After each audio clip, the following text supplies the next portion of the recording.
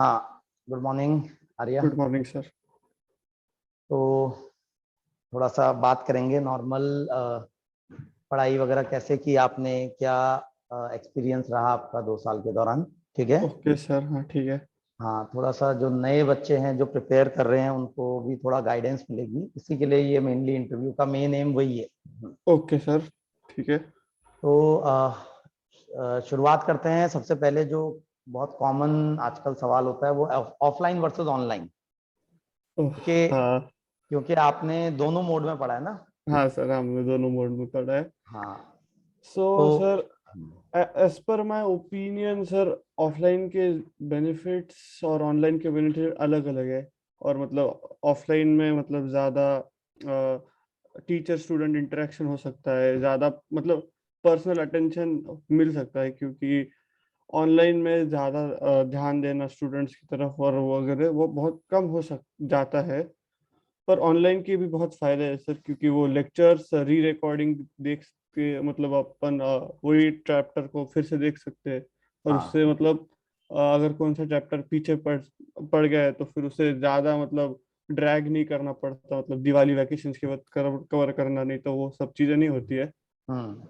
So sir I think कि मतलब दोनों के एडवांटेजेस है और डिसएडवांटेजेस है। The best thing is doing the hybrid mode, क्योंकि उससे दोनों के एडवांटेजेस भी मिलते हैं, पर डिसएडवांटेजेस दोनों के नहीं मिलते। So it is the best option to move, मतलब अभी के स्टूडेंट्स के लिए और सबके लिए। हाँ, मैं जैसे मैं अभी हाइब्रिड मोड ही चला रहा हूँ अभी हाँ प्रेजेंटली। सर। हाँ, तो हाँ सर, तो ये आप जैसे इंटरव्यू भी ले रहा हूँ हाँ। तो ये अभी क्लास से ही चल रहा है ये। हाँ अभी सर, सर पता है। थोड़ी देर पहले क्लास खत्म हुई है, तो हाँ। बच्चे ऑफलाइन भी आते हैं, यही रिकॉर्डिंग जाती भी है उनको। हाँ और सर। सीधे सीधे सर, वो मतलब उनके पास एक पूरा रिकॉर्ड भी रहता है, वो बार बार अगर देखना चाहें लेक्चर तो देख सकते हैं। हाँ सर, वो बहुत तो ज्यादा हेल्पफुल होता है सर, क्योंकि अगर मतलब कौन सा चैप्टर वीक रहा या कुछ तो भी रहा तो फिर से टीचर से बैठ के पढ़ने में बहुत ज्यादा मतलब आपका भी टाइम देना पड़ता है, सबका हम्म। मतलब अरेंजमेंट करने पड़ते हैं। और हम्म। अगर वीडियो रिकॉर्डिंग रही so hmm. It is extremely easy कि अपन को अगर डिफिकल्टी आई so we can hmm. Just rewatch the video hmm. And फिर से आए तो फिर अपन तो टीचर को कांटेक्ट कर ही सकते हैं। तो इट हम्म। इज एक्सट्रीमली मतलब हेल्पफुल। हम्म। और ये बहुत ज्यादा हेल्प की है मेरी भी। हम्म। तो इट इज मतलब हाँ। बहुत तो अच्छा है। और मैं एक और चीज पूछना चाहता हूँ, जैसे व्हाइट बोर्ड है और डिजिटल बोर्ड है, हाँ सर। तो आपने दोनों में देखा है, हाँ सर। तो क्या लगता है आपको। Sir frankly digital board is better than white board, क्योंकि हम्म। डिजिटल वाइट बोर्ड और डिजिटल बोर्ड में मतलब डिफरेंसेस बस यही है कि डिजिटल बोर्ड के हम स्क्रीनशॉट्स ले सकते हैं और we can just refer it later and पूरा मतलब वो वीडियो देखने की जरूरत नहीं पड़ती। हम्म। बाकी तो सब कुछ सेम है। और डिजिटल बोर्ड में फायदा भी ये होता है कि डायरेक्टली क्वेश्चन हम देख सकते हैं स्क्रीन पे। Hmm. Hmm. That is also very good benefit of that. और मतलब बेनिफिट से ज्यादा है सर डिजिटल बोर्ड हम्म। के ऐसे टाइम डिसएडवांटेज। टाइम बहुत बचता है। जैसे हाँ सर। मैं आजकल डिजिटल बोर्ड पे ही कराता हूँ, पहले व्हाइट बोर्ड पे ही कराता था। जैसे आपको तो पूरा व्हाइट बोर्ड पे ही पढ़ा है ना। हाँ सर, लास्ट हाँ। लास्ट में आपने डिजिटल बोर्ड हाँ, स्टार्ट लास्ट किया लास्ट था। में हाँ डिजिटल बोर्ड आ गया था। तो हाँ। जैसे मैं आजकल एक्सपीरियंस कर रहा हूँ कि मैं पिछले साल 1 आवर 15 मिनट्स की क्लास में अगर 20 क्वेश्चन करा पाता था, तो अभी मैं 35 क्वेश्चन करा पाता हूँ। ओह सर, बहुत तो ज्यादा ड्रास्टिक इंक्रीज है ये तो। हाँ, तो होता क्या है कि अभी मुझे क्वेश्चन बोलना नहीं पड़ता या लिखना नहीं पड़ता क्लास हाँ में। सर, वो मतलब वो क्वेश्चन के मतलब सब डेटा अगर प्रिंटेड हम्म। ही मिल गया तो फिर वो टाइम बहुत सेव होता है। और हाँ, और इजी भी। स्टूडेंट का अटेंशन भी एक क्वेश्चन में बना रहता है। जैसे हाँ सर। अगर मैं हाँ। एक क्वेश्चन करा रहा हूँ तो उसी क्वेश्चन में पूरा अटेंशन बना रहता है। तो ये काफी एडवांटेजियस मुझे दिखा, मतलब कंपेयर हाँ टू सर। White board. और कम टाइम में ज्यादा क्वेश्चन कर पा रहे हैं हम। और साथ में डिस्कशन वगैरह भी काफी इजी हो जा रहा है, क्योंकि हम्म, पीछे जा सकते हैं अगर किसी में दिक्कत हुई। हाँ सर, वो पीछे जाने का फीचर हाँ। तो बहुत ही अच्छा रहता है, क्योंकि हाँ। Hmm. Whiteboard is permanently erased. हाँ, और तो उसमें अगर मैंने मिटा दिया, मैंने एक हाँ। क्वेश्चन कराया फिर मिटा दिया, तो वो गायब हो गया। हाँ तो सर। लेकिन अभी क्या होता है कि हम क्वेश्चन करते जा रहे हैं, मैं 7th क्वेश्चन पे हूँ, किसी ने सेकंड क्वेश्चन पे दिक्कत किया तो वापस हम जा सकते हैं स्ट्रेट हाँ अवे सर। उसको। हाँ सर। तो वो एक बहुत बड़ा एडवांटेज है। और एक बहुत जो मैंने एक्सपीरियंस किया अभी वो है कि क्लास नोट सीधे सीधे मिल जाते हैं। हाँ सर, वो डायरेक्टली पीडीएफ भेज सकते हाँ, हैं आप। पीडीएफ भेजते हैं, मतलब जैसे अभी क्लास खत्म हुई तो मैंने हाँ। पीडीएफ बनाया और इमिडिएटली पोस्ट कर दिया। तो बच्चों के पास भी अगर लिखने के दौरान कुछ मिस हुआ है तो वो भी लिख सकते हैं, और हाँ सर। एक डिजिटल फॉर्मेट में वो पूरा बना हुआ रहता है। हाँ सर, ठीक है। हाँ, और थोड़ा सा बात करेंगे फिजिक्स में स्टडी जो आपने की इस दौरान। अच्छा, पहली बात तो कॉन्ग्रेचुलेशन, मैं फिर से मतलब वैसे तो मिले हम पहले, हाँ सर। लेकिन सर लेकिन थैंक यू सर, थोड़ा और सा, एक बार हाँ थैंक थोड़ा सा रैंक वगैरह एक बार बता दीजिए जस्ट मतलब। यू। मेरा नाम आर्य देशमुख है। मेरा रैंक ऑल इंडिया रैंक 400 आया था कॉमन लिस्ट में, एंड एडवांस में, जेई एडवांस एडवांस में। में। एंड मेरे मार्क्स थे 245 मार्क्स, एंड हम्म, मेरे फिजिक्स के मार्क्स थे 107 मार्क्स आउट ऑफ 120। हम्म। हाँ। तो इस बार फिजिक्स काफी इजी आया था, ये फैक्ट है। हाँ सर। हाँ और सर। स्कोर करना काफी इजी था फिजिक्स में इस बार हाँ compare sir. To last year. Paper अच्छा खासा डिफिकल्ट था फिजिक्स का। हाँ सर, वो और तो था। हाँ, इस बार फिजिक्स इजी आया था, और मैथ्स इस बार कंपैरेटिवली हार्ड आया थोड़ा, था। हाँ थोड़ा डिफिकल्ट आया था कंपैरेटिवली। केमिस्ट्री मॉडरेट लेवल था आई थिंक, क्या लगता है आपको? हाँ सर, वही था सर। केमिस्ट्री यूजुअली लेवल उनका ज्यादा कम नहीं होता और ज्यादा बढ़ भी नहीं सकता, क्योंकि उसमें इनऑर्गेनिक के भी टॉपिक्स आते हैं, और फिर हम्म, उसमें मतलब ज्यादा चेंजेस नहीं आते। सिर्फ फिजिक्स और मैथ्स में बहुत ज्यादा ड्रास्टिक चेंजेस आ सकते हैं, क्योंकि पिछले साल के कंपैरिजन में इस साल का physics was not that great, मतलब बहुत ही इजी पड़ा। हम्म, और मैथ्स तो यूजुअली डिफिकल्ट आता है, और इस बार तो बहुत डिफिकल्टी आया इससे भी हम्म, ज्यादा। सो हम्म। तो थोड़ा सा ये बात करें कि स्ट्रैटेजी क्या रखनी चाहिए, क्योंकि हमें पता तो होता नहीं है कि पेपर डिफिकल्ट आएगा या इजी आएगा। एज अ स्ट्रेटजी ये रखनी चाहिए कि we should attempt easy questions first, क्योंकि the most important thing is कि हम इजी क्वेश्चंस करें, और हार्ड क्वेश्चंस पे एट फ्रंट टाइम वेस्ट ना करें। क्योंकि मैंने बहुत बार देखा है कि अगर हार्ड क्वेश्चंस पे टाइम वेस्ट किया स्टार्टिंग में और वो नहीं जमे, तो लास्ट में एंडिंग में अगर इजी क्वेश्चन थे तो फिर वी जस्ट लीव देम, और वो मतलब बाद में अपने को अफेक्ट कर सकते हैं। इसलिए we should select easy questions first, उनको अटेम्प्ट कीजिए। उसके बाद आप हार्ड क्वेश्चंस या मीडियम क्वेश्चंस की तरफ बढ़िए, क्योंकि हार्ड क्वेश्चंस आर मतलब वो बहुत लोगों के गलत होते हैं, और they are the main questions कि वो उसके वजह से कम होते हैं। So we should not waste time on hard questions, कि इजी क्वेश्चंस की तरफ टारगेट कीजिए, उसके बाद मीडियम, उसके बाद हार्ड। क्योंकि time is the key thing in this whole JEE advance. क्योंकि अगर अपने पास बहुत टाइम है तो पूरा क्वेश्चन पेपर भी सॉल्व कर सकते हैं, बट हाँ, we have 3 hours limited time, so we have to adjust our time, so easy questions is the priority. हाँ। तो एक कॉमन जो दिक्कत आती है बच्चों को, वो क्वेश्चन की डिफिकल्टी लेवल एनालाइज करने में आती है। मतलब जिस वक्त पेपर दे रहे होते हैं उस वक्त ये पता करना कि कौन सा क्वेश्चन इजी है, कौन सा डिफिकल्ट है, कौन सा मॉडरेट है, ये बहुत बार डिफिकल्टी आती है। फिजिक्स में फिर भी ये डिफिकल्टी कंपैरेटिवली कम होती है, क्योंकि हाँ सर। फिजिक्स में क्वेश्चन की शक्ल देख के बहुत बार पता चल जाता है। हाँ सर। हाँ हाँ कि सर, तो फिर इसके लिए तो यूजुअली बहुत टेस्ट देना आई वुड प्रेफर, क्योंकि उससे मतलब अपने को मतलब यूजुअली अगर अपना एक टॉपिक वीक है तो फिर उससे समझता है कि अपने को ये डिफिकल्ट जाएगा question.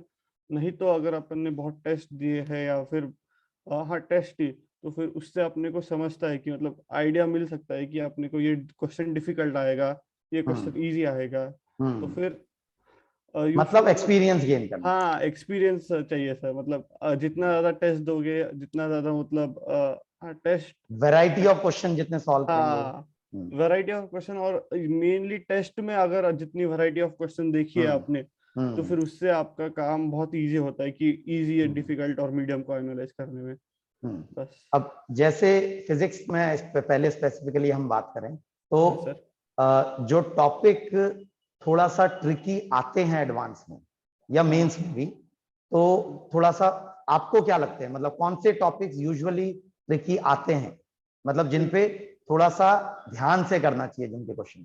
Sir usually tricky topics are rotation. One of the most tricky topic rotation आता है, और बहुत बार मॉडर्न के क्वेश्चंस ट्रिकी आते हैं. उनके कंसेप्चुअल क्वेश्चंस जो होते हैं, वो अगर स्टेटमेंट्स को अच्छे से नहीं पढ़ा है तो फिर दैट कुड लीड टू मतलब कम मार्क्स आते. और मतलब सिर्फ देखने में ईएमआई के क्वेश्चंस बहुत हार्ड लग सकते हैं सर एट फ्रंट की, जब हम पढ़ते हैं कि यार नहीं ये बहुत क्वेश्चन डिफिकल्ट आ सकता है, वो भी हो सकता है. और इन जनरल मतलब फ्लूइड मतलब पिछले साल बहुत ही टफ आया था, इस साल नहीं आया, पर इस साल नहीं आया, पिछले साल टफ सवाल आए थे फ्लूइड पे. हाँ, तो फिर फ्लूइड भी टफ आ सकता है. और तो ये मतलब 4 टॉपिक्स, और एक और टॉपिक है इलेक्ट्रोस्टैटिक्स जो, हाँ सॉरी, इलेक्ट्रोस्टैटिक्स, उसके भी बहुत ज्यादा मतलब ट्रिकी क्वेश्चंस, उस शील्डिंग इफेक्ट एंड वो मतलब समझना. खासकर और कंडक्टर वाला टॉपिक जो है. हाँ, कंडक्टर और उससे रिलेटेड जो टॉपिक्स है वो तो हाँ एक्सट्रीमली ट्रिकी है. उसके क्वेश्चन मतलब कंफ्यूजिंग रहते हैं बहुत बार. अगर थ्योरेटिकल आए तो फिर बहुत ही ज्यादा कंफ्यूजिंग रहते हैं. तो मतलब इन टॉपिक्स पे थोड़ा सा ध्यान से इनके क्वेश्चंस को, खासकर एडवांस में इन पर थोड़ा ट्रिकी क्वेश्चन आ सकते हैं. Rotation, fluid mechanics, electrostatic, EMI and modern physics. हाँ. ठीक है. तो इसी तरीके से थोड़ा सा मतलब मैथ्स और केमिस्ट्री में बता सकते हैं. सर मैथ्स में usually tricky topics of PNC, मतलब probability and combination, sorry permutation and combination and probability. उसके ट्रिकी क्वेश्चन आते हैं क्योंकि उसमें बहुत ज्यादा केसेस जो रहते हैं वो मिस भी होते हैं और कभी कभी ज्यादा भी पकड़ लिए जाते हैं. इसके लिए वो डिफिकल्ट टॉपिक आता है. और फिर प्रोबेबिलिटी, उसी का मतलब उस पीएनसी का बहुत ज्यादा यूज रहता है, और उसी में भी केसेस मिस होना और केसेस पकड़ना, वही प्रॉब्लम आता है. और कॉम्प्लेक्स नंबर बहुत डरावना चैप्टर लगता है जब देखते हैं इनिशियली. और उसके भी क्वेश्चंस मतलब समझना और एट फ्रंट तो बहुत ही डिफिकल्ट लगते हैं उसके क्वेश्चंस. And indefinite integration. और अगर मतलब कोऑर्डिनेट ज्योमेट्री के जो डिफिकल्ट मतलब कुछ ऐसे पैराग्राफ टाइप आया कुछ, जिसमें एक बहुत ज्यादा डिटेल्स दिए हैं और उसको मतलब ट्रिक्स नहीं सूझ रही, तो फिर वो भी बहुत डिफिकल्ट आ सकता है. ओके. और केमिस्ट्री में सर केमिस्ट्री में यूजुअली इनऑर्गेनिक का जो रट्टे वाला पार्ट है, जो मतलब बहुत सॉल्ट एनालिसिस एंड फिर पी ब्लॉक, एस ब्लॉक, हाँ, इसके जो टॉपिक्स है, अगर वो स्पेसिफिक लाइन उठा के आए किसी के मतलब एनसीईआरटी से, तो फिर वो याद रखना बहुत डिफिकल्ट रहता है. ऑर्गेनिक के यूजुअली ऑर्गेनिक इजियर साइड आता है एज पर मी कि एडवांस में. उसमें भी ज्योमेट्रिकल आइसोमेरिज्म और स्टीरियो आइसोमेरिज्म वो बहुत इंपॉर्टेंट रहते हैं, क्योंकि उसके टाइप के बहुत क्वेश्चंस मिस मतलब गलत हो सकते हैं. और जो एंडिंग का रहता है, मतलब वो नेम रिएक्शंस नाम के एक चैप्टर रहता है, that also matters a lot, क्योंकि उससे डायरेक्ट क्वेश्चन आ सकते हैं. और वो एक ऐसे स्टैंड अलोन क्वेश्चन रहते हैं वो, क्योंकि अगर वो रिएजेंट और वो स्पेसिफिक टाइप की रिएक्शन पता नहीं है तो फिर यू कांट डू एनीथिंग. और फिजिकल में तो यूजुअली थर्मोडायनेमिक्स एंड इलेक्ट्रोकेमिस्ट्री, मतलब यही मेन 2 टॉपिक से क्वेश्चंस आ सकते हैं. और अगर कुछ ज्यादा आए क्वेश्चंस तो वो आयोनिक इक्विलिब्रियम बस. और ज्यादा वो डेविएट नहीं होते, क्योंकि majority of difficult questions in 2 ही से बनते हैं. और अगर कुछ बनाना चाहे तो आयोनिक इक्विलिब्रियम, क्योंकि केमिकल काइनेटिक्स, केमिकल इक्विलिब्रियम, ये सारे topics on the easier side आते हैं, इसलिए कुछ ज्यादा प्रॉब्लम नहीं आता. ठीक. तो एक दूसरा सवाल रहता है एनसीईआरटी को लेके बहुत सारे स्टूडेंट्स के मन में.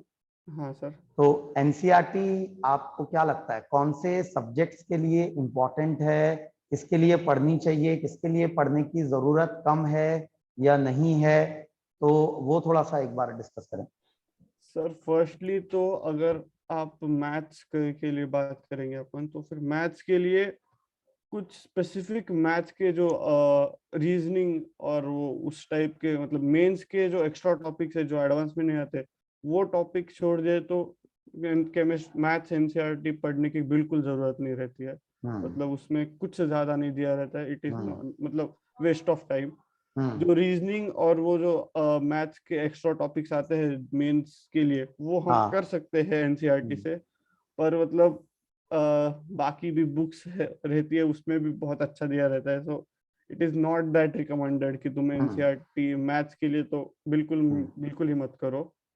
और फिर फिजिक्स के लिए स्पेसिफिक टॉपिक्स के स्पेसिफिक अगर कुछ पैराग्राफ्स और वगैरह, वो जैसे कि स्ट्रेसेस में और स्ट्रेस और स्ट्रेन के जो एक वो प्रॉपर्टीज कर्व ऑफ रहता है। मैटर। हाँ वही सर, तो फिर वही वो कुछ सारी चीजें और कुछ तो फिजिक्स के लिए भी। मैग्नेटिज्म। हाँ मैग्नेटिज्म की कुछ कुछ चीजें सर, मतलब वो स्पेसिफिक चैप्टर्स की स्पेसिफिक चीजें करना is more important than the whole chapters करना। और केमिस्ट्री के लिए it is mains point of view से तो बहुत ज्यादा इम्पोर्टेंट है केमिस्ट्री एनसीईआरटी करना, क्योंकि बहुत बार हुआ है कि मेरे ही पेपर में हुआ है कि डायरेक्टली एनसीईआरटी का क्वेश्चन की लाइन आई है और उसके बाद ऑप्शंस आए उसके आगे। So it is chemistry mains level का पूरा एनसीईआरटी से उठ के आएगा, उससे एक कुछ ज्यादा आया तो बोनस चला जाएगा और कुछ कम भी नहीं आ सकता, क्योंकि दे हैव मेंस ने उनको एनसीईआरटी में ही बांध लिया है। So everything will come out of NCERT. So जो एसपीडीएफ ब्लॉक्स और फिर वो जो सारे चीजें रहते हैं, पॉलीमर्स, बायोमोलिक्यूल्स और एवरीडे लाइफ केमिस्ट्री, वो बहुत इंपॉर्टेंट रहते हैं। उसके मतलब पूरे चैप्टर्स ही अपने को करने पड़ते हैं एनसीईआरटी से। मतलब आई वुड प्रिफर कि अगर मेंस के बच्चों को कि वो एलन की मॉड्यूल में से ना करे, क्योंकि it is waste of time, उसमें ज्यादा लिखा है और उतना तो मेंस कभी नहीं पूछेंगे, क्योंकि वो एनसीईआरटी से ही स्टिक करेंगे।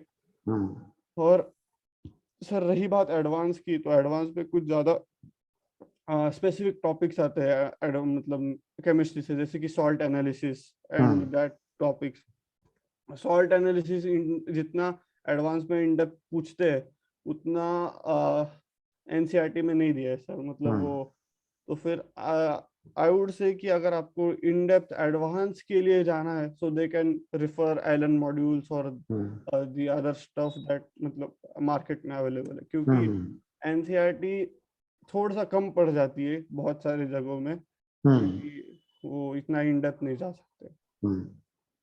सॉल्ट एनालिसिस के अलावा कोई और चैप्टर केमिस्ट्री का जो एडवांस में? सॉल्ट एनालिसिस सर, और जैसे जो भी मैंने बोले एसपी ब्लॉक्स जो रहते हैं इनऑर्गेनिक उसमें, हाँ इनऑर्गेनिक में मेजॉरिटी ऑफ जो एनसीईआरटी से पढ़ा है आपने, वो पूरा अगर आपको इन डेप्थ जाना है तो फिर आप एलन की मॉड्यूल से जा सकते हो। वो एडवांस के लिए वो हेल्पफुल हो सकता है, कि वो एडवांस का बाउंडेड नहीं रहता ना एनसीईआरटी से, so it could be helpful. ठीक है, तो मतलब केमिस्ट्री के लिए, फिजिक्स के लिए बहुत ज्यादा एनसीईआरटी इंपॉर्टेंट नहीं है, मतलब मैथ्स के लिए तो बिल्कुल नहीं है। तो फिजिक्स में कुछ कुछ स्पेसिफिक टॉपिक्स हैं जिन पे फोकस किया जा सकता है एनसीईआरटी में, थ्योरेटिकल टॉपिक्स खासकर। और केमिस्ट्री में आपको पूरा का पूरा एनसीईआरटी अच्छे से पढ़ना चाहिए, एटलीस्ट फॉर मेंस, और एडवांस में थोड़ा सा उससे आगे भी जाना पड़ेगा। हाँ सर, आपको आगे भी बढ़ सकते हैं। हाँ ठीक है, और आगे बढ़ते हैं थोड़ा सा और हाँ सर, बात करते हैं एग्जाम की स्ट्रैटेजी, देते वक्त की स्ट्रैटेजी। आप क्या फॉलो करते हैं, क्या रिकमेंड करते हैं, मेंस की अलग और एडवांस की अलग? सर मेंस के वक्त को मेरी स्ट्रेटजी थी कि गो विद द ऑर्डर।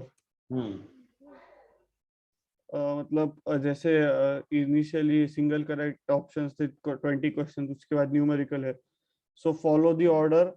और यूजुअली मैं केमिस्ट्री पहले, फिजिक्स बीच मतलब उसके बाद, और मैथ्स लास्ट में करता था, क्योंकि फर्स्ट एट फ्रंट केमिस्ट्री में टाइम बचा के फिजिक्स में भी जितना हो सके टाइम बचाओ और मैथ में बाकी टाइम दे दो, ऐसा मेरा स्ट्रेटजी थी। और केमिस्ट मेंस के लिए तो स्टार्टिंग से 1 to 20 और फिर न्यूमेरिकल्स में जो देखो कौन सा इजी क्वेश्चन लग रहा है वो सॉल्व करो।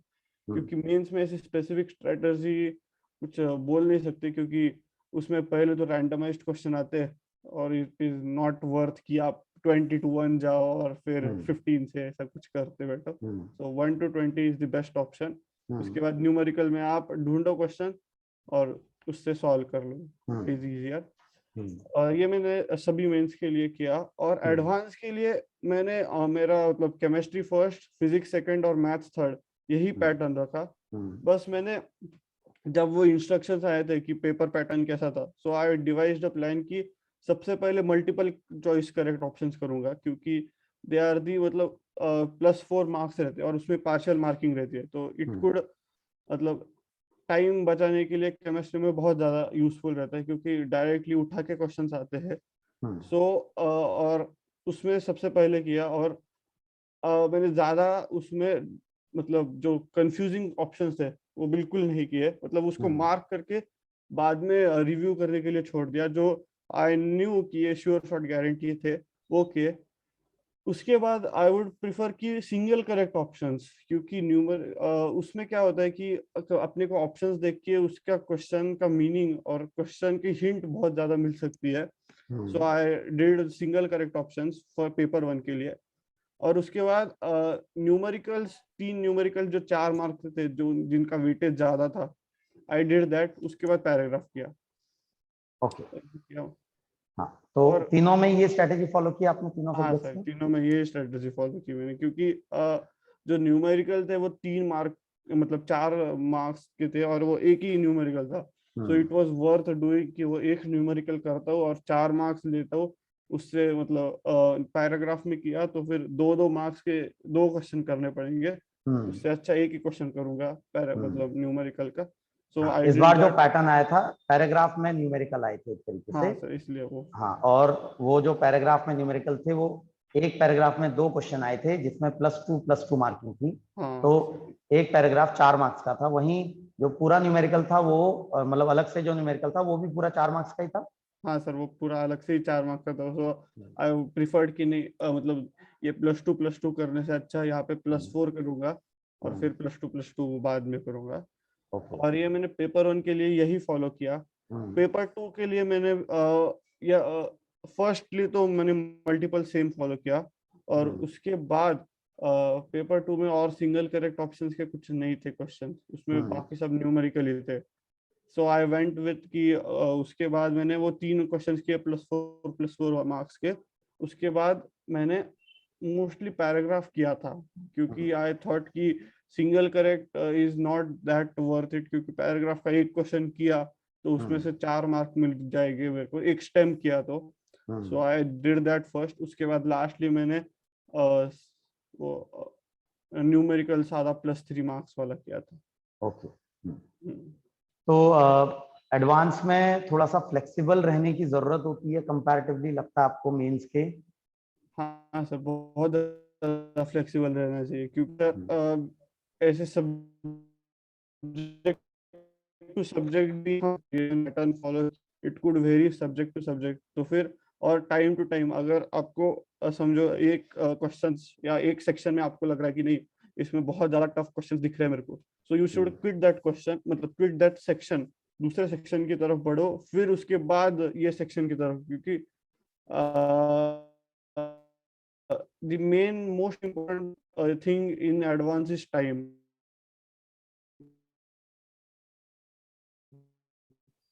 हेलो।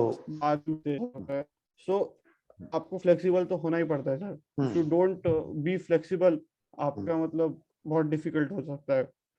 आपको ऑन द स्पॉट डिसीजन लेना पड़ता है कि should I go for this section और should I leave it here and attempt the next section. So वो बहुत ज्यादा मैटर करता है आपको ऑन द स्पॉट डिसीजन करना।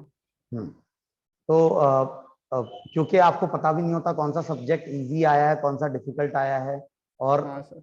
कोई भी इजी कोई भी डिफिकल्ट आ सकता है, तो इसलिए हाँ सर, और कोई भी सेक्शन डिफिकल्ट और कोई भी सेक्शन इजी भी आ सकता है। सो बस मेरा मतलब जो मैंने सबसे पहले बोला था कि we should attempt the easy questions first, क्योंकि वो मार्क्स देते इजीली एंड वो उससे मतलब अपनी रैंक इजीली आगे बढ़ सकती है। क्योंकि डिफिकल्ट क्वेश्चंस एट फ्रंट करने में कोई पॉइंट नहीं रहता, वो मतलब एक क्वेश्चन रहता है, अगर उसमें आपने 5 मिनट वेस्ट किए और 4 मार्क भी ले लिए, उसी 5 मिनट में आप 2 क्वेश्चन 4-4 मार्क के करके 8 मार्क ले सकते थे। That would be more beneficial. और आपने वो डिफिकल्ट क्वेश्चन बिना अटेम्प्ट के छोड़ दिया तो बहुत सारे बच्चे होंगे, they would attempt the question and they would get it wrong. So you shouldn't waste your time on difficult questions at front. बाद में देखे तो फिर बाद में कर सकते हैं आप क्वेश्चंस को डिफिकल्ट। तो वही जो सबसे इम्पोर्टेंट पार्ट है स्ट्रैटेजी का, वो यही है कि एग्जाम के दौरान आपको अटकना नहीं है। हाँ एक सर, मतलब हाँ, टाइम का एक फ्लो जो जाता है अभी, क्योंकि एग्जाम ऑनलाइन होते हैं तो ऊपर क्लॉक चलती रहती है, तो उस पर ध्यान देना भी उतना ही जरूरी है। जैसे पहले ऑफलाइन होता था तो क्लॉक यूजुअली हम देख नहीं पाते थे, तो कभी कभी पता नहीं चल पाता था कि कितना टाइम बीत गया है। हाँ सर। लेकिन अभी ये एडवांटेज है ऑनलाइन एग्जाम में कि आपको अंदाजा रहता है कि कितना टाइम बीता है। हाँ सर, दैट मतलब वो बहुत हेल्पफुल होता है। और अगर किसी क्वेश्चन में स्पेसिफिक टाइम से ज्यादा आपको लग रहा है, सो एक्सेप्ट डिफीट। मतलब मैंने भी किया है कि इफ मैथ्स में बहुत बार कि क्वेश्चन सॉल्व करने जाए तो फिर 2 मिनट हुए, 3 मिनट हुए और आपको नहीं जम रहा क्वेश्चन, उसको स्ट्रेच मत कीजिए बहुत बार, क्योंकि इट कुड लीड टू कि आप उस पर बहुत ज्यादा टाइम वेस्ट करने बैठे। तो एक्सेप्ट डिफीट। आप क्या उस क्वेश्चन ने मुझे हरा दिया है, I can't solve it and just move on. मतलब उससे बहुत अच्छा मतलब फायदा होता है आपको। तो वही अटकना नहीं है कहीं किसी हाँ क्वेश्चन पे। अगर जो भी आपका एवरेज टाइम है क्वेश्चन का, जैसे मेंस में हमें ऑन द एवरेज 25 क्वेश्चन होते हैं ऑन द एवरेज 60 मिनट्स में करने को, तो मेंस में करीब 2 मिनट से थोड़ा ज्यादा टाइम रहता है। तो अगर आपका इतना टाइम बीतने के बाद भी आपसे वो क्वेश्चन बनने के चांस नहीं बन रहे हैं, तो फिर आपको आगे बढ़ना चाहिए। सिमिलरली एडवांस में जो हमारे पास 18 क्वेश्चन आते हैं अप्रोक्सीमेटली 60 मिनट में पर सब्जेक्ट करने को, तो हमारे पास ऑलमोस्ट 3 मिनट्स होते हैं पर क्वेश्चन। तो अगर 3 मिनट में भी आपसे वो क्वेश्चन नहीं बन रहा है, कोई होप नहीं लग रही है, तो फिर आपको उससे और ज्यादा टाइम उस पर वेस्ट नहीं करना चाहिए। हाँ सर। ठीक है। तो ये इसमें बहुत दिक्कत आती है बच्चों को एग्जाम देते वक्त कि वो अटकते हैं बहुत ज्यादा, और बहुत स्टूडेंट्स ये मिस्टेक करते हैं बार बार। सर तो फिर इसके लिए तो मेन एक्सपीरियंस, हाँ। जितना आप एडवांस के टेस्ट देंगे, जितना आप एडवांस के टेस्ट ही मेनली, क्योंकि बाकी कुछ हेल्प नहीं कर सकता इस चीज में। आप एडवांस के टेस्ट दीजिए, 6 आवर्स वाले, 3 आवर्स वाले भी नहीं, पूरा 6 आवर्स बैठिए, 2 घंटे का बीच में ब्रेक सब करिए।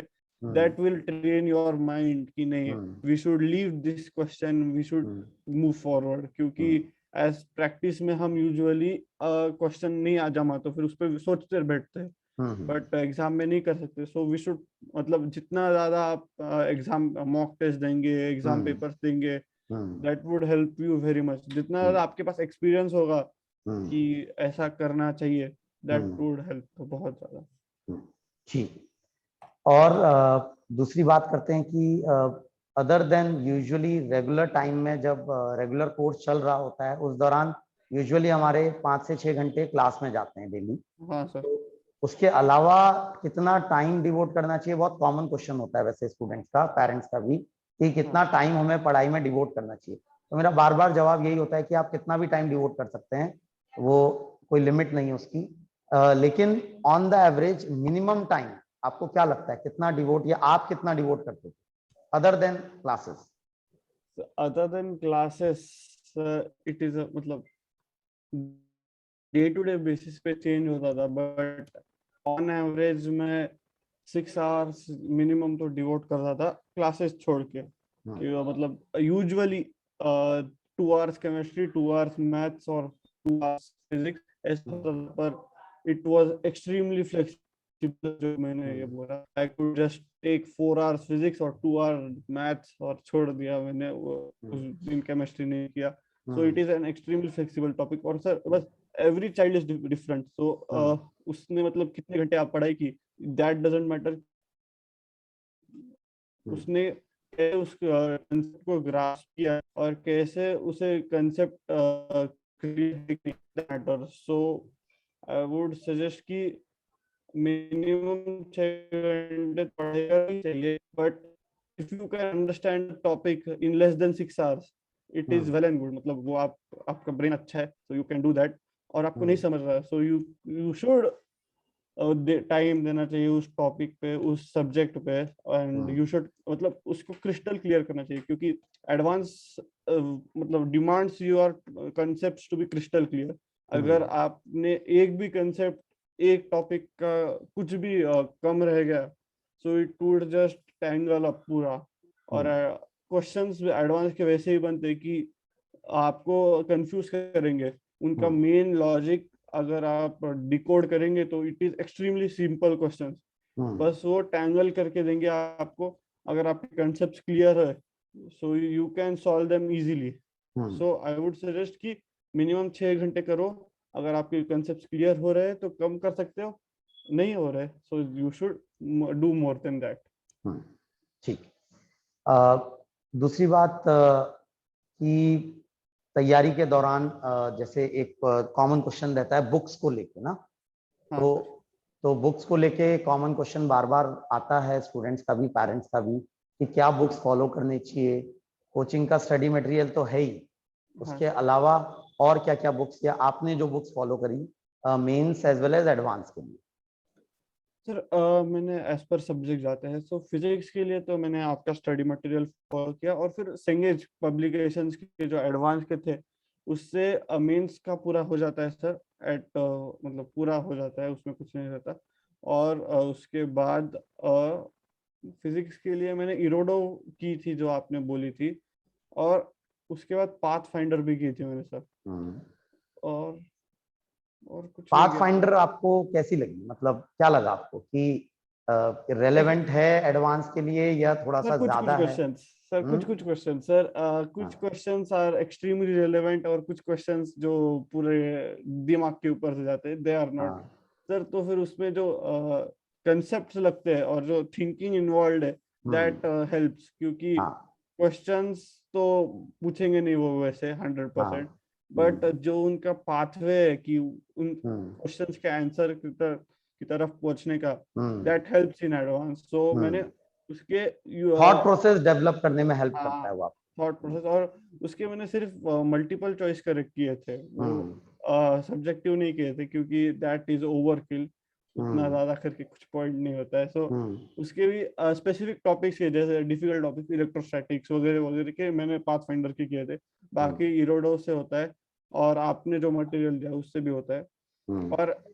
और बस इरोडो को लेके क्वेश्चंस होते हैं, क्योंकि इरोडो काफी पुरानी किताब है और उसमें कुछ कुछ क्वेश्चंस जो हैं वो रेलेवेंट नहीं है हमारी तैयारी के लिए. हाँ सर, तो फिर आपने मतलब वो मैंने बताए थे कौन कौन से क्वेश्चन रेलेवेंट हैं. मतलब वो कुछ स्पेसिफिक क्वेश्चंस करने के वो एक ही है, क्योंकि बाकी क्वेश्चंस जो रेलेवेंट नहीं है वो करके टाइम वेस्ट होता है, कुछ नहीं होता. पूरा इरोडो करने बैठने में कुछ पॉइंट नहीं है.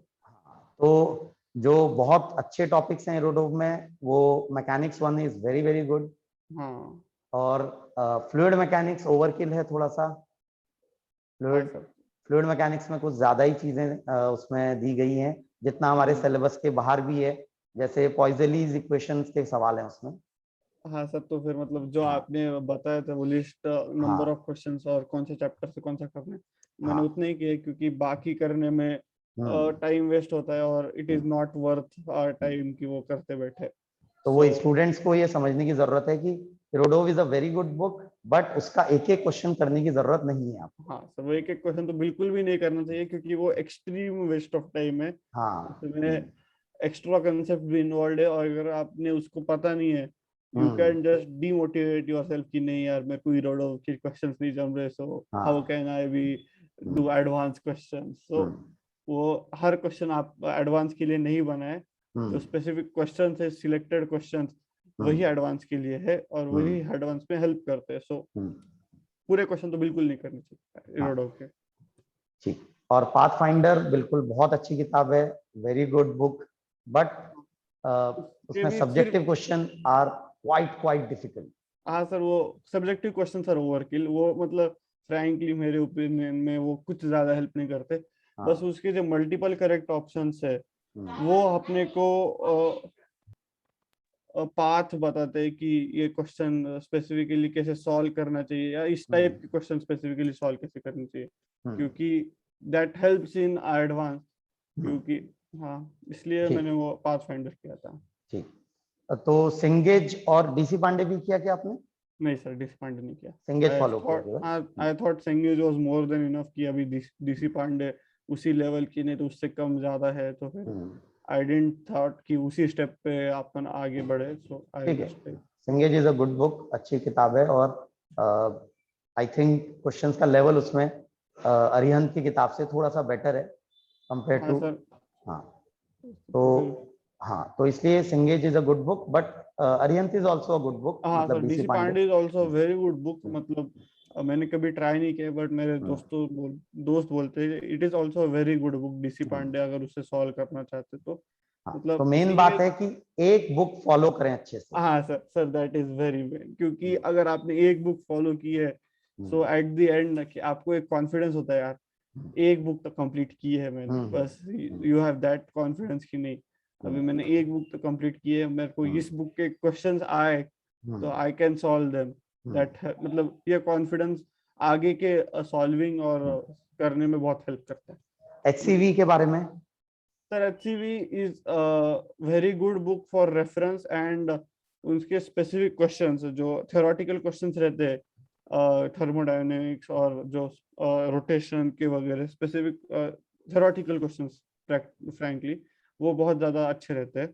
बाकी उसके जो बाकी क्वेश्चंस है सब्जेक्टिव क्वेश्चंस वो बाकी सारे बुक्स ने कॉपी किए है, कॉपी मतलब उसके टाइप के question, so I wouldn't recommend कि वो सब्जेक्टिव क्वेश्चंस करते मतलब बैठते हैं। उनको ऑब्जेक्टिव में कन्वर्ट करके और न्यूमेरिकल हाँ में सर। कन्वर्ट करके हाँ बाकी सर। बुक्स ने पिक कर लिया एक तरीके से, हाँ सर, सभी बुक्स ने सॉर्ट ऑफ सभी क्वेश्चंस को पिक कर लिया है, अभी जो भी दो तीन रेलेवेंट क्वेश्चन। क्वेश्चन है एटलीस्ट। हाँ, सो मतलब अगर वो संगेज करते हैं तो आपको बहुत ज्यादा क्वेश्चंस ओवरलैप होंगे, तो फिर वो पूरा उसको करने का वर्थ नहीं है, बस वो उसके जो थ्योरेटिकल क्वेश्चंस है वो बहुत अच्छे हैं, कुछ कुछ चैप्टर्स के तो बहुत ही ज्यादा अच्छे, थर्मोडायनेमिक्स के वगैरह यू शुड डू इट, और उससे मतलब डायरेक्टली क्वेश्चन आ सकता है, दैट हेल्प्स।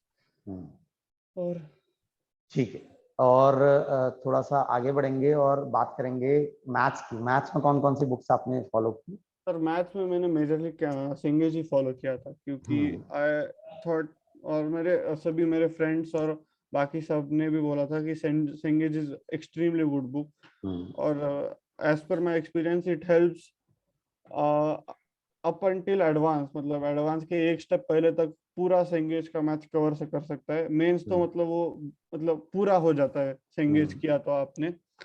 और उसके बाद मैंने डीसी एक सेकंड सर, हाँ उसके बाद मैंने बंसल मटेरियल सॉल्व किया था। ओके। उसके बाद जो Bansal material level 1 specifically subjective questions रहते हैं उसमें उसको सॉल्व किया था। एक ही सेकंड सर। हाँ, एक ब्लैक बुक नाम की रहती है सर, एक सेकंड। हाँ, black book, Sameer Bansal. Vikas Gupta. Vikas Gupta, black book. Advance problems in mathematics for JEE, Vikas Gupta. उस वो भी मैंने सॉल्व किए है क्योंकि उसमें अच्छे क्वेश्चंस रहते हैं, और मैंने यही सॉल्व किया है बस, क्योंकि इससे सिंगेज is okay, more than enough, और उससे बहुत एक टाइम। बुक मैथ्स में फेमस है, ए दास गुप्ता। एदास गुप्ता मोस्टली यही है, नहीं एदास गुप्ता ये टीएमएच नाम पब्लिकेशन की आई थिंक वो। नाम नहीं सुना सर मोस्टली। अच्छा, वो नहीं गिरी आपने? वो नहीं। ओके। हाँ, वैसे बहुत स्टडी मटेरियल है ये, कोचिंग हाँ का सर। स्टडी मटेरियल, सिंगेज, हाँ। ब्लैक बुक, और हाँ। हाँ, तो वैसे इनफ प्रैक्टिस हो जाती है इससे। हाँ, और अगर आपको लगा उसके बाद भी तो फिर एलन का भी मटेरियल है, बहुत कुछ है, मतलब वंसल मतलब सेंगेज और वंसल करने के बाद आपका बहुत ज्यादा टाइम यूटिलाइज हो जाता है उसमें, क्योंकि हाँ। सेंगेज एक्सटेंसिवली वास्ट है, और वो आपका बेसिक टू एडवांस के एक स्टेप पहले तक पूरा कवर करता है। उसके बाद बंसल उसका सब्जेक्टिव सब्जेक्टिव एक्सटेंसिवली भी वास्ट है वो भी, इसलिए ओके। वो भी अच्छे से कवर करता है। और फिर उसके बाद विकास गुप्ता वो जो black book, that helps in कि वो फिर से ऑब्जेक्टिव टच लाने में आपके पास, सो दैट हेल्प्स। और बाकी तो बस उतना ही किया। और अगर केमिस्ट्री में?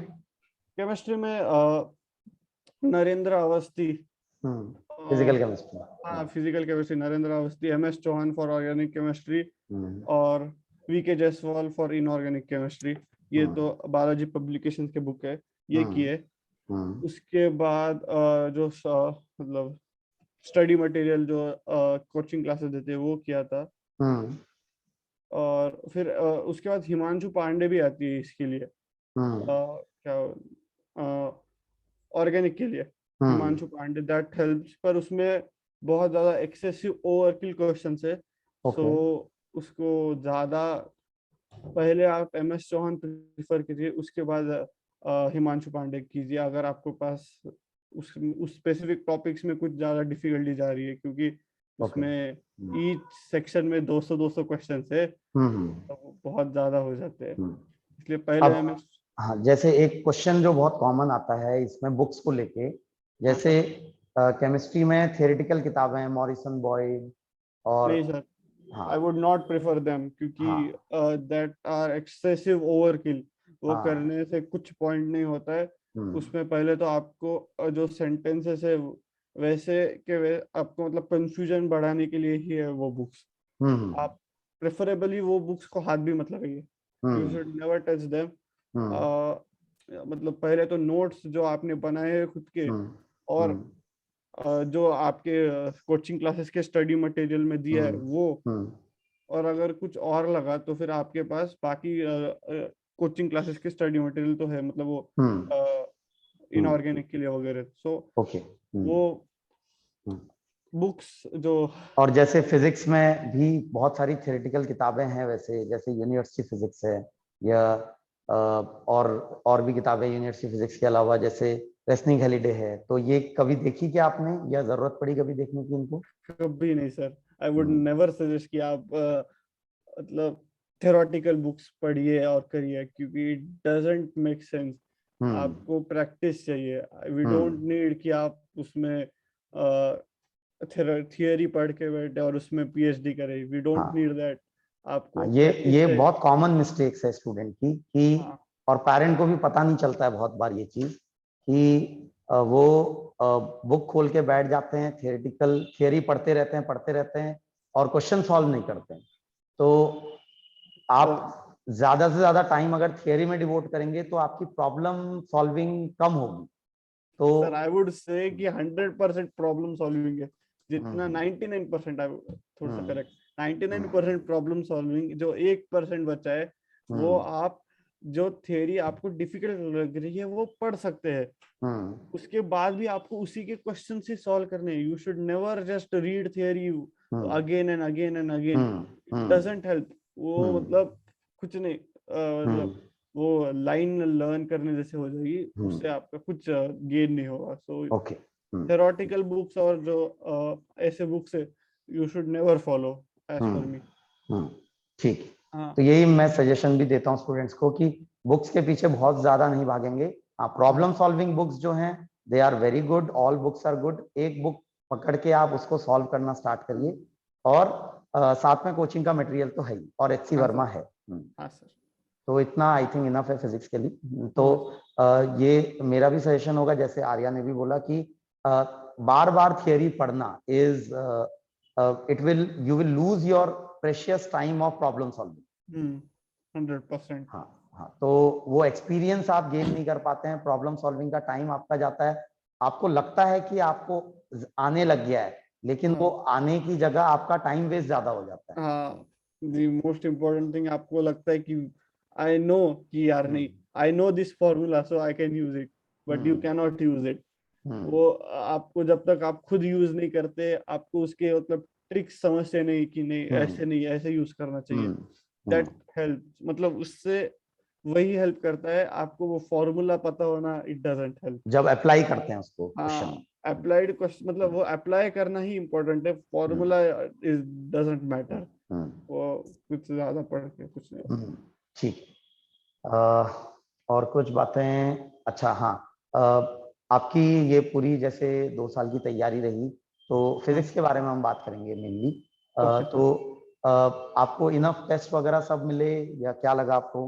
Sir it was more than enough, I think कि इट वाज मतलब फर्स्ट साल तो जैसे आपने पैटर्न फॉलो किया था, 3 टेस्ट मतलब पीसीएम, फिर उसके बाद मेंस और एडवांस, सजेस्ट कि उसमें थोड़ा सा चेंज कीजिए और अगर हो सके तो अल्टरनेट वीक मेंस एडवांस कीजिए, क्योंकि हर मेंस और हर एडवांस में बहुत ज्यादा गैप होता है यूजुअली, आई थॉट दैट।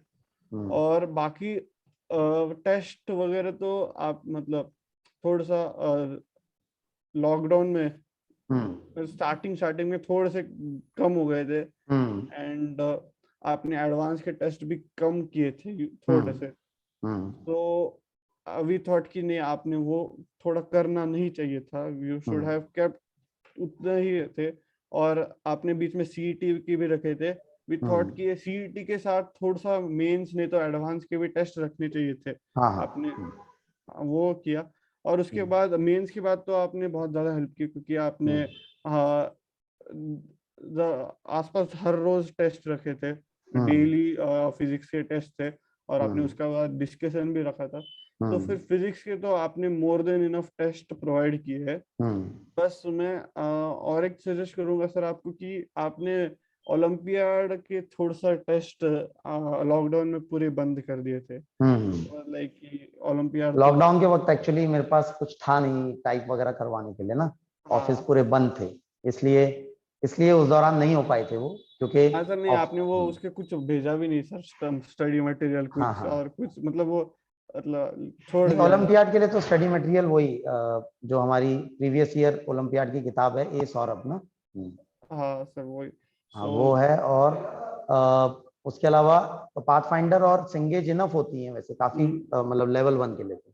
हाँ सर, तो वो इनफ रहती है, बस वो उसके टेस्ट कभी कभी उसका पैटर्न बहुत डिफरेंट रहता है, तो हाँ दैट वुड हैव हेल्प।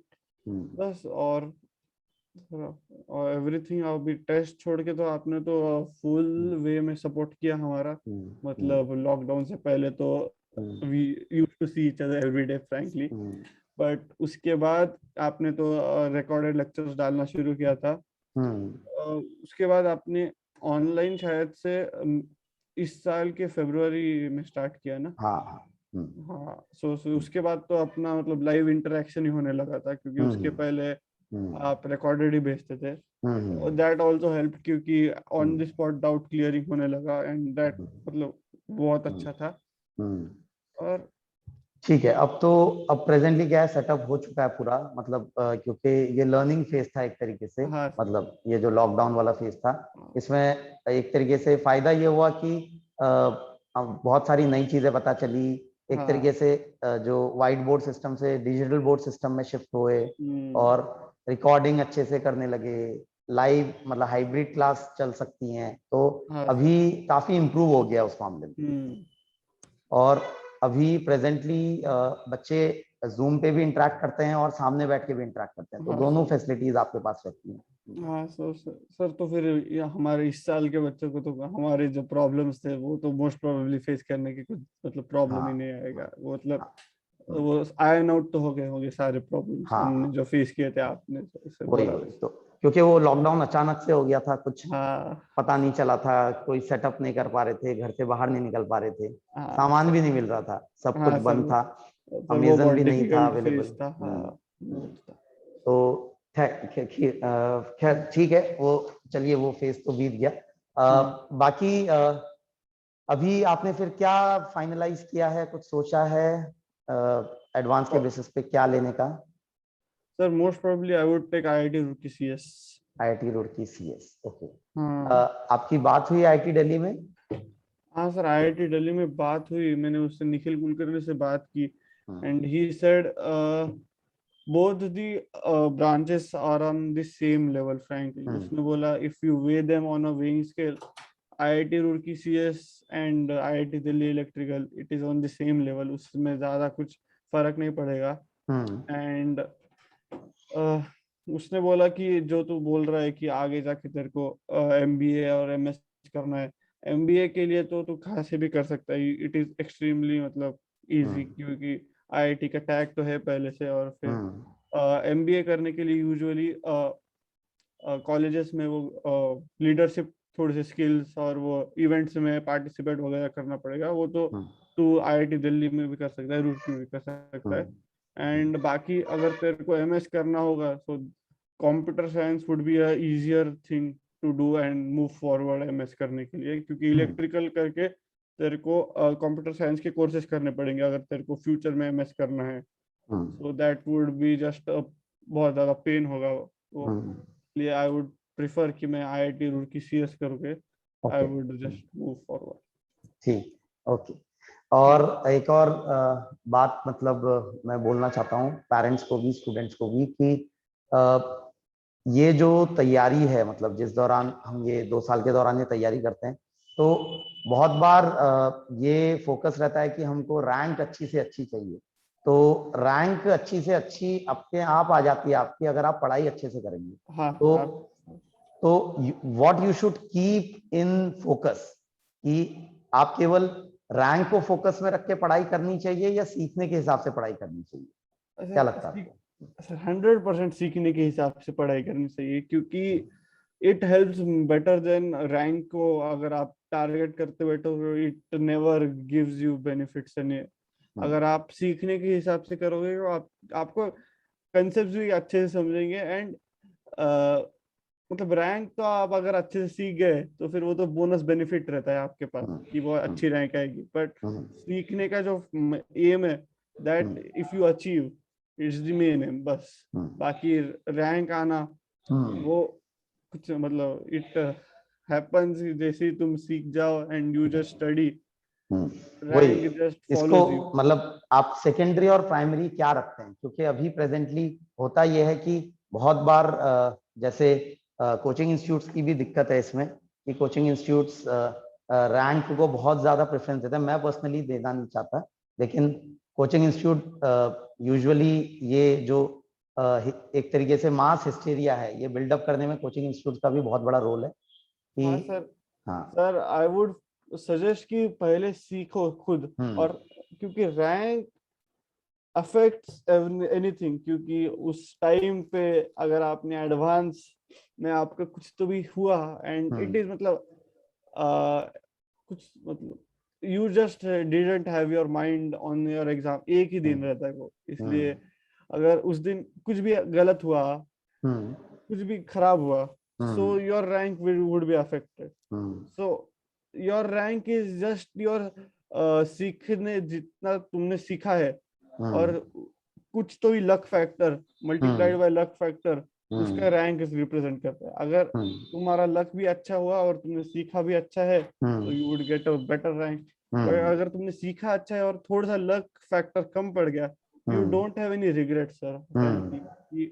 आपने if you studied hard and if you have मतलब आपने तुमने तुम्हारा 100% दिया है, at the end of the journey, if when you come out of the exam hall 5:30 बजे, you don't think कि यार अभी मतलब पूरा करके अभी एंजॉय करूंगा बस। अगर आपने पूरा उसको मेहनत की है, इफ यू हैव टारगेटेड कि नहीं यार हार्ड वर्क करूंगा, सब कुछ करूंगा, so it helps कि आपका रैंक कैसा भी आए, you just have your mental satisfaction, यार I have given my fullest।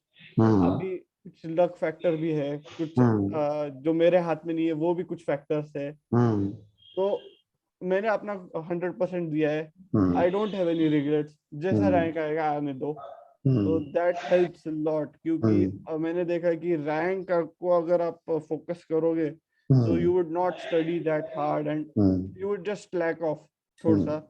और रैंक कमाने के बाद यू थिंक यार मैंने उस वक्त पढ़ाई की होती है, and the regret is extremely bad for anyone. तो आई वुड सजेस्ट कि पहले खुद लर्न कीजिए, रैंक तो फॉलो करेगी आपको, बस सीखने का ये बहुत फायदा रहता है कि आपको रिग्रेट नहीं रहता लाइफ में कि नहीं यार आपने कभी यार मैंने स्टडी किया होता उस टाइम, या मैंने किया होता उस टाइम। तो जो आपने सीखा है वो हमेशा ही रहेगा आपके साथ। रैंक, अभी जो रैंक आई है आपकी, ऐसा नहीं कि इसके बेसिस पे आपको कुछ मिला, तो ऑब्वियसली बेटर रैंक होगी तो बेटर मिलेगा आपको, एक इनिशियल स्टेप थोड़ा सा मिलेगा, इनिशियल जंप मिलेगा, लेकिन अभी भी आगे भी आपको काम करते रहना। मतलब frankly J advance is first step. क्योंकि हाँ उसके rank nobody ask you after हाँ 4 कॉलेज में years जाने of के बाद। हाँ कॉलेज में जाने के बाद फर्स्ट दिन आपके दोस्त पूछेंगे बस, उसके बाद बाकी तो आप ही आप है। और जिस जैसे कॉलेज, जैसे 10th बोर्ड के साथ होता है, 10th बोर्ड के हाँ मार्क्स। 10 बोर्ड के मार्क्स और जेई एडवांस का रैंक, इट जस्ट हैज मतलब वो एक माइलस्टोन है तुम्हारे जर्नी का। योर जर्नी विल कंटिन्यू, और वो माइलस्टोन भूल जाते हैं सर। इट जस्ट मतलब आप भूल जाओगे कि आपका जे एडवांस रैंक था, आप डे टू डे लाइफ में उसको कुछ नहीं करोगे। So it doesn't matter, you have many opportunities up ahead of you. कि हर कॉलेज में आप अगर आपने अच्छा किया तो फिर यू कैन डू बेटर। मतलब जो आईआईटीएन स्टूडेंट्स है उसने भी खराब किया, सो ही कैन डू वर्स।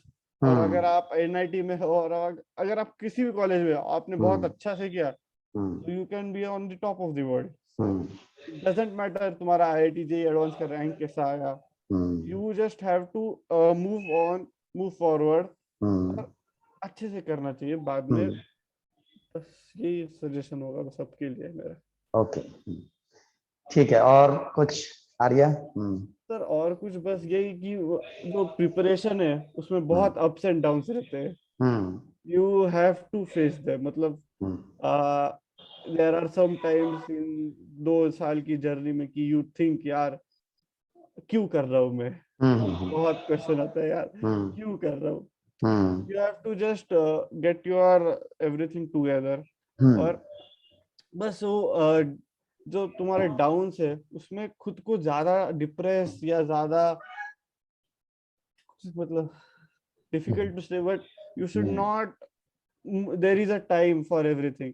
तुम्हारा जो डिप्रेशन है, तुम्हारा जो सैडनेस है, इट विल मतलब वो उसका टाइम भी चला जाएगा, तुम्हारा अच्छे टाइम भी आएगा। So you should always think कि जब डाउन है तो अब तो आएगा ही आएगा। सो अप्स एंड डाउन्स फेस करने हैं, सो यू शुड बी मतलब prepared. And it is not a sprint, it is a marathon. You can't just do 24 hours of study one day and जीत गए अपन, हो गया जी एडवांस। नहीं, अपने को 2 साल कंटिन्यूअसली परसिवरेंस और मोटिवेशन हाई मेंटेन करके पढ़ाई करनी पड़ती है। उसमें बहुत ज्यादा हेल्प लगती है, क्योंकि नॉर्मल ह्यूमन बीइंग मतलब स्टूडेंट तो 2 साल कंटिन्यूअसली पढ़ाई करना एक एम लेके, उसके डिस्ट्रैक्शंस बहुत है, उसके पास बहुत ज्यादा मतलब उसका कुछ है। सो ही शुड हेल्प, मतलब अगर किसी मतलब टीचर से हेल्प लेनी चाहिए, खुद के पेरेंट्स फ्रेंड्स से हेल्प लेके।